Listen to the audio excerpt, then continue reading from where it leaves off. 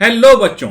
आज हम बात करने वाले हैं एक बहुत इंपॉर्टेंट टॉपिक। आइए शुरुआत करते हैं। जेईई मेन में क्या सवाल पूछा गया था और कैसे आप इस टाइप के क्वेश्चंस को सॉल्व करेंगे। एक इंपॉर्टेंट टॉपिक आयनिक इक्विलिब्रियम से। जेईई मेन में जो सवाल आया था बच्चों वो ये आया है, जो मैंने आपको मार्क कर रखा है। दिस इज, और इस टाइप के सवाल बहुत पूछे जाते हैं। An acidic buffer is obtained on mixing. So now in this case हमें मालूम होना चाहिए एसिडिक बफर क्या है। हमें यह सारी जानकारी होनी चाहिए कि first of all acidic buffer क्या है। हमें यह जानकारी होनी चाहिए कि कॉमन आयन इफेक्ट का क्या रिलेशन है बफर सिस्टम से, और हमारे माइंड में क्लैरिटी आनी चाहिए कि एसिडिक बफर बेसिक बफर क्यों कहा जा रहा है। तो आइए शुरू करते हैं फटाफट से इस टॉपिक को। बच्चों CH3COH का एग्जाम्पल से शुरू करते हैं। ये एक वीक एसिड है। ये एक पानी के बर्तन में हमने डाला हुआ था और बढ़िया से ये अपने आप को डिसोसिएट कर रहा था, और ये एसीटेट आयन तो बनाएगा ही और साथ में H3O+। बहुत मजे से इसकी जिंदगी चल रही थी, कोई दिक्कत तो नहीं। अब अचानक आपने उसी बर्तन में जहां ये बढ़िया से चल रहा था, इसी का एक सॉल्ट डाल दिया। अब क्योंकि ये CH3CONA यानी CH3 कूना आप जो देख रहे हैं, सोडियम एसीटेट आप जो देख रहे हैं, ये तो फुल्ली डिसोसिएट हो जाएगा स्ट्रॉन्ग वन।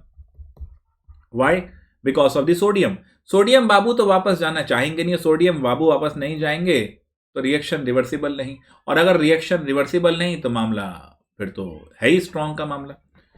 तो अब आप एक चीज कॉमन देखें, एसीटेट आयन इससे भी निकल रहा है और एसीटेट आयन इससे भी निकल रहा है, परंतु ये एक वीक एसिड है तो अपने डिसोसिएशन को वीक तरीके से यानी पार्शियल डिसोसिएशन में लेके जा रहा है, परंतु ये फुल जा रहा है। तो अब इन दिस सॉल्यूशन, जिस बर्तन के अंदर ये मामला हो रहा है, वहां पर एसीटेट आयन की कंसंट्रेशन इसकी वजह से ज्यादा हो जाएगी। और क्योंकि इस एसीटेट आयन की वजह से अगर देखा जाए तो ऊपर जो रिएक्शन हमारी ये जो रिएक्शन है ये इक्विलिब्रियम में है, इसमें प्रोडक्ट कंसंट्रेशन बढ़ गई तो रिएक्शन कहां मूव करेगी? Backwards. Now please mind it, chemical equilibrium के अंदर मैंने ये चीज बहुत बेहतर तरीके से कंप्लीट सिस्टम में समझाई है। इसे ही कहते हैं ली शेटेलियर प्रिंसिपल। इक्विलिब्रियम में कोई बदलाव आएगा तो इक्विलिब्रियम उस बदलाव को खत्म करने की कोशिश करेगा ताकि इक्विलिब्रियम मेंटेन रहे। रिएक्शन चाहेगी मैं फॉरवर्ड चली जाऊं, बैकवर्ड चली जाऊं, कुछ भी हो जिससे मेरा इक्विलिब्रियम मेंटेन रहे। तो एज एंड वैन जब तक इक्विलिब्रियम मेंटेन हो सकता है रिएक्शन करना चाहती है। सो यहां पर आपने अगर प्रोडक्ट कंसंट्रेशन बढ़ा दी है, कैसे बढ़ा दी है? एक स्ट्रॉन्ग इलेक्ट्रोलाइट आपने डाल दिया है तो ये रिएक्शन बैकवर्ड जाएगी। वो पहले ही वीक था, पहले ही उसका डिसोसिएशन नहीं हो रहा था, अब आपने उसका डिसोसिएशन और सप्रेस कर दिया बिकॉज आपने वहां एक स्ट्रॉन्ग इलेक्ट्रोलाइट डाल दिया। नाउ द प्रॉब्लम इज, ये सप्रेशन क्यों हो पाया? बिकॉज ये आयन कॉमन है, इसमें भी एसिटेट है, इसमें भी एसिटेट है। तो जब एक स्ट्रॉन्ग इलेक्ट्रोलाइट और एक वीक इलेक्ट्रोलाइट दोनों के मध्य, दोनों के बीच में एक आयन कॉमन होता है तो स्ट्रॉन्ग वाला वीक वाले के डिसोसिएशन को सप्रेस कर देता है। इसी को बोलते हैं कॉमन आयन इफेक्ट। बिल्कुल स्ट्रेट फॉरवर्ड, बिल्कुल सीधी बात, कोई टेंशन नहीं। So suppression of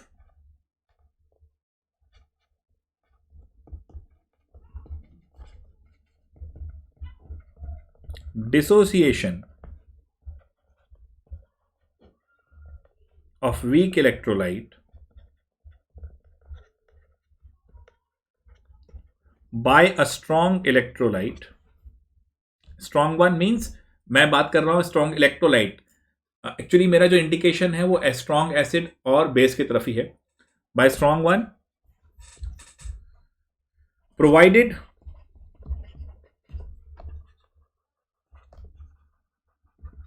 they have one ion in common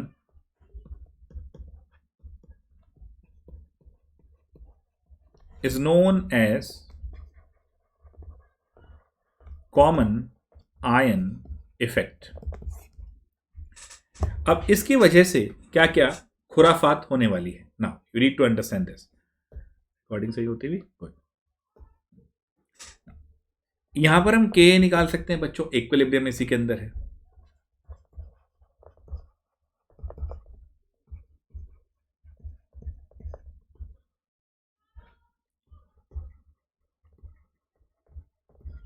definitely we can do it. के निकल गया, इसी का इक्विलिब्रियम इसी के अंदर मेंटेन था, के ए निकल गया। आयनिक इक्विलिब्रियम के अध्याय में हमारा जो मेन पर्पस है वो सिर्फ इतना है कि हम भैया क्या कर सकें, हम पीएच निकाल सकें। क्या निकाल सकें दोस्तों? पीएच। अब अगर ध्यान से देखें तो as we know that K A is my H3O plus CH3CO minus upon CH3COH, ये आ रहा है के। तो अब मैं के ए को इस तरह लिख लेता हूं। ऐसा मैं क्यों कर रहा हूं, ऐसी गुस्ताखी मैं क्यों कर रहा हूं? बिकॉज मैं H3O प्लस को एक तरफ करना चाहता हूं।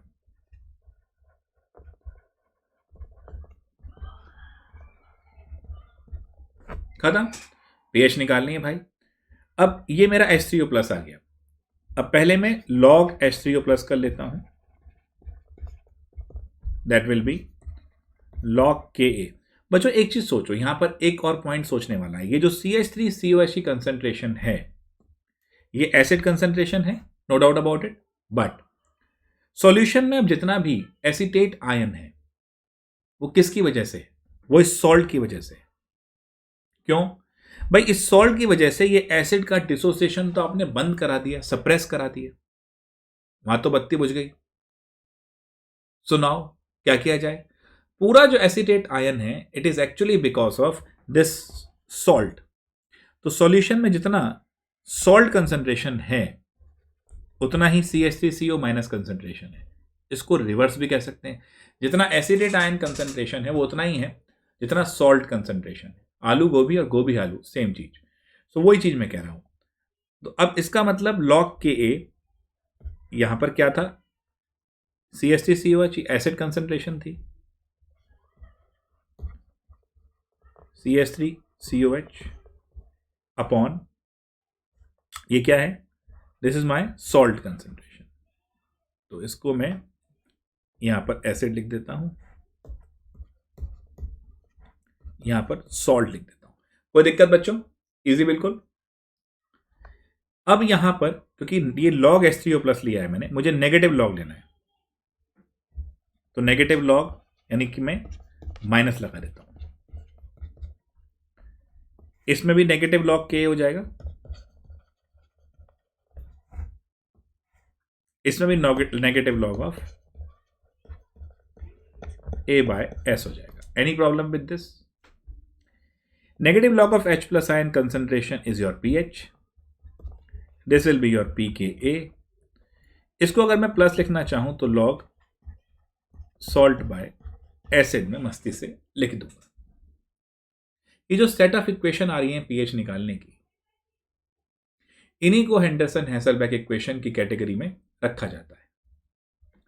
तो ये हमारी कितनी सिंपल तरीके से सिंपल कंसेप्चुअल थॉट प्रोसेस में आ गई। बस फर्क इतना हुआ कि जो हमने नीचे ये जो देखा था हमने H3O निकालने के लिए जो CH3CO माइनस आयन की कंसंट्रेशन थी वो सॉल्ट की हो गई। इसमें अब एक बात और बड़ी प्यारी है, ध्यान से देखो। अगर इस कॉम्बिनेशन को आप ध्यान से देखते हैं तो आपके पास इस कॉम्बिनेशन में एक एनायन ज्यादा मात्रा में, ज्यादा कंसंट्रेशन है एक एनायन की। वो कौन सा एनायन है मेरे दोस्तों? वो है ये वाला, यानी एसीटेट आयन। एसीटेट आयन की इस सॉल्यूशन में अच्छी खासी कंसंट्रेशन है। Clear with this?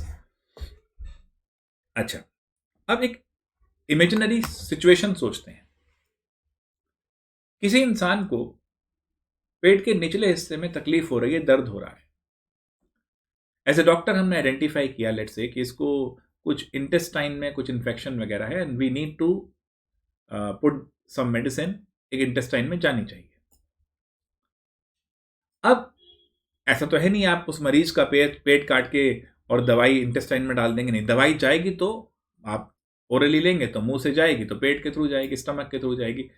अब होना ये हमें दवाई जो भेजनी, क्योंकि इंटेस्टाइन का जो पीएच है वो थोड़ा बेसिक हो जाता है, तो हम ये चाहते हैं कि दवाई जाए तो ऐसी जाए थोड़ी बेसिक सी, ताकि उस मीडियम में आराम से हो जाए। लेकिन स्टमक के अंदर तो एसिड है भाई, और दवाई अगर जाएगी तो स्टमक के अंदर एसिड है, वो दवाई को न्यूट्रलाइज कर देगा, तो हमारे पेशेंट को कोई आराम तो मिलेगा नहीं। Then what we can do? हम ऐसा चाहते हैं कि दवाई के ऊपर कुछ ऐसी कोटिंग हो जाए या दवाई इस तरह से डिलीवर की जाए, जिससे कि जब दवाई पेट से गुजरे तो उसकी पीएच में बदलाव ना आए, वो न्यूट्रलाइज ना हो।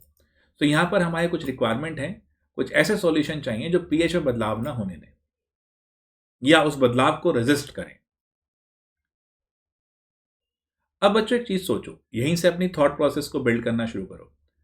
अगर एक सॉल्यूशन है ना, लेट्स से मेरे पास NaCl का ही सॉल्यूशन है, मैंने इसमें HCl डालना शुरू करा, मान लो इसकी पीएच तो 7 ही है भैया, ये तो सॉल्ट है, मैंने इसके अंदर HCl डालना शुरू करा, क्या होगा? कुछ अमाउंट मैंने HCl का डाला, HCl एसिड है, सॉल्यूशन में H प्लस आयन कंसंट्रेशन बढ़ाएगा, H प्लस आयन कंसंट्रेशन बढ़ाएगा, negative log of H plus ion concentration pH होता है, तो pH की वैल्यू कम होगी, H प्लस आयन बढ़ेगा, लॉग H प्लस आयन बढ़ेगा, नेगेटिव लॉग की बात हो रही है तो इसका मतलब वैल्यू कम हो रही है। तो इसका बड़ी जाहिर सी बात है कि pH कम होनी शुरू हो जाएगी। अच्छा, तो pH कम क्यों हो रही है?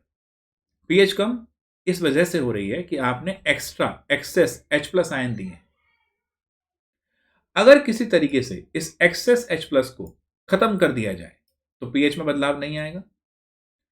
एक्सेस H प्लस को खत्म करने के लिए क्या चाहिए? ये चाहिए। अब क्योंकि इस कॉम्बिनेशन में जहां मेरे पास एक वीक एसिड है और उसका सॉल्ट है, इस कॉम्बिनेशन में मेरे पास एक एनायन है, तो ये एनायन क्योंकि ज्यादा मात्रा में है तो ये उस आने वाले एक्सेस H प्लस को हजम कर सकता है, समाप्त कर सकता है, उसको खा के इसमें बदल सकता है। So now this combination is actually a buffer. अब जो मैंने वर्ड यूज करा बफर, वो क्या होता है?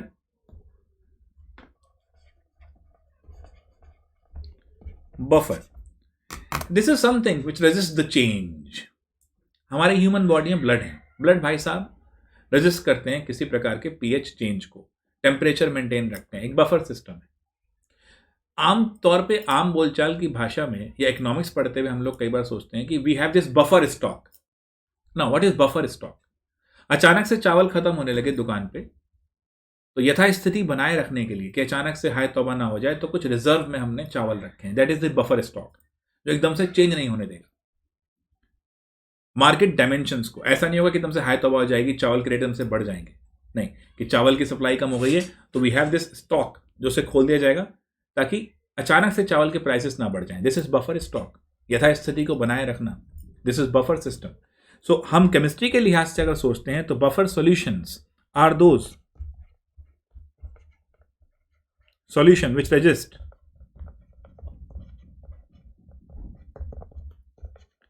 the change in pH। और क्योंकि अगर आप इस एक पर्टिकुलर एग्जांपल को देख रहे हैं तो ये यहां पर देखो बेटा, अगर आप बेस भी डालेंगे तो भी जाहिर सी बात है कि बेस डालेंगे तो OH यहां पर आएगा और OH इस एसिड को डिसोसिएट करने के लिए प्रोत्साहित करेगा, तो वहां पर भी ये काम कर सकता है।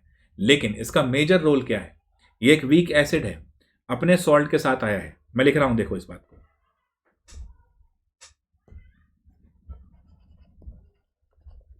ये वीक एसिड है प्लस उसका सॉल्ट है, इनके पास क्या है? Excess anion. ये किसको बेटर तरीके से होल्ड कर सकते हैं? एसिड को, क्योंकि एक्स्ट्रा H प्लस को खा सकते हैं, तो this will be known as acidic buffer solution. Is it clear?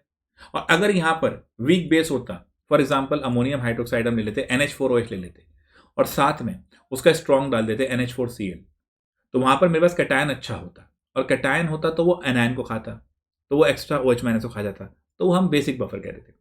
So this is actually an acidic buffer, concept of acidic buffer. इसमें एक चीज और ध्यान से सोचो, आपने जो एसिड डाला, जो एक्स्ट्रा H प्लस डाला, वो मेरा CH3CO माइनस को CH3COH में कन्वर्ट करेगा, यही करेगा। सो क्या होगा? इस वाली सिचुएशन को देखो, मेरी इनिशियल pH क्या थी? pH1 मेरी क्या थी? pKa plus log salt bye acid.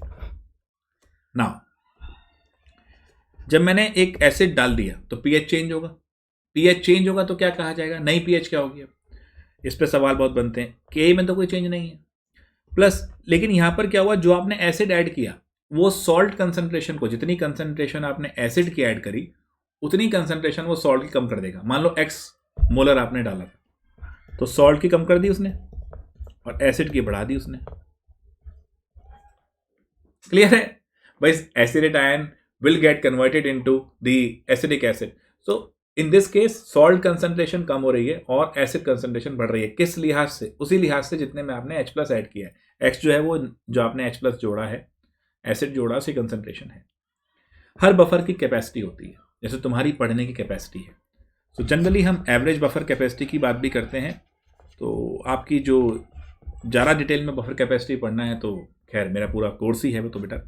सो ना बफर कैपेसिटी इज व्हाट, तुम्हारी कैपेसिटी कितनी है, तुम कितनी किताबें पढ़ लेते हो बिना व्यथित हुए, बिना परेशान हुए, कितने घंटे पढ़ लेते हो। ऐसे ही एक बफर, कितना अमाउंट मैंने डाला एसिड और बेस का, अमाउंट कितना ऐड किया, ये मोल की टर्म में ही आएगा, टेंशन ना लेना। और पीएच में कितना चेंज हुआ। अगर थोड़ा सा अमाउंट डालते पीएच में भयंकर चेंज आ गया तो बफर कैपेसिटी बेकार है। और अगर बहुत सारा एसिड बेस का मोल डाल लिए तब पीएच में जरा सा चेंज हुआ तो बफर कैपेसिटी अच्छी है। This is what buffer capacity is. Now उस सवाल को देखते हैं। An acidic buffer is obtained on mixing. तो हमें पता है सबसे पहले कि हमें एक वीक एसिड उसका सॉल्ट चाहिए। हमें दिया है 100 ml of 0.1 molar CH3COH and 100 ml of 0.1 molar NaOH। अब देखो बेटा, मेरे पास CH3COH है, NaOH है, ये इक्विलिब्रियम में जाएंगे तो CH3COH CO जो है अपना इस तरीके से, और ये H2। Time is equal to 0 पे क्या क्या माहौल दिया हुआ है, 0.1 और 100, 0.1 और 100, तो 10-10 मिली मोल हो गए और ये 0-0 थे। और time is equal to T पे ये लग गए, ये 0 है, ये 0 है, ये 10 है, ये 10 है। तो इक्विलिब्रियम पे क्या मेरे पास एसिड और उसका सॉल्ट है? नहीं भैया। ओ हो, तो ये तो बफर नहीं है यार, क्योंकि एसिडिक बफर होने के लिए इक्विलिब्रियम कंडीशन पर एसिड और सॉल्ट दोनों मौजूद होने चाहिए। वो है नहीं यहाँ, तो ये तो है नहीं। HCl और NaCl, भैया अब ये क्या मजाक है, स्ट्रॉन्ग एसिड और उसका सॉल्ट दे दिया आपने, ये तो वैसे ही नहीं है। 100 ml of 0.1 molar CH3COH and 200 ml of 0.1 molar NaOH। अच्छा, तो इसके अब 10 है, उसके 20 हैं। अब इसके 10 है, इसके 20 हैं। सिचुएशन ये हो गई, तो इसके 10 बचे। अब मेरे पास बेस बचा हुआ है और सॉल्ट बचा हुआ है, तो ये भी नहीं है, तो सीधी सीधी बात है 4 ही होगा। और वो देखते हैं कैसे होगा। 10 इसका है और 20 इसका। अब देखो, तो अब इसका 20 है और इसका 10 है, तो ये बचा होगा, ये 0 हो गया होगा, ये 10। तो अब मेरे पास एसिड भी है, अब मेरे पास उसका सॉल्ट भी है, और मैं जानता हूं एक वीक एसिड और उसके सॉल्ट के इस सॉल्यूशन को ही हम एसिडिक बफर सॉल्यूशन कह देते हैं। बफर को कहते हैं क्योंकि ये एक्स्ट्रा H+ को खा जाएगा। यही एक सिचुएशन है। सो आई होप बच्चों अब ये टॉपिक क्लियर होगा, जिसमें मैंने कॉमन आयन इफेक्ट और बफर सॉल्यूशन को समझा दिया है। असाइनमेंट आपको पता ही है, DJs क्लासेस की ऐप पे आपको मिल जाएगी। यही मेरा यूट्यूब चैनल है जो आप मेरे पीछे देख रहे हैं, इसको सब्सक्राइब करना है। इसी के अंदर आप जानते हैं कि हमने आपको बता रखा है टेलीग्राम ग्रुप भी है। ये रहा टेलीग्राम ग्रुप, आप ये ज्वाइन कर सकते हैं। यहाँ पर आपको ये जो अभी नोट्स था ये मिल जाएगा। ठीक है बच्चों, तो चलिए मिलते हैं आपसे फिर नेक्स्ट सेशन में। आज के लिए इतना ही। लाइव अगर आप चाहते हैं तो इसको वीडियो आप सब्सक्राइब कीजिए, शेयर कीजिए, ज़्यादा लोग लाइव में आएंगे तो और मज़ा आएगा। टेक केयर बच्चों।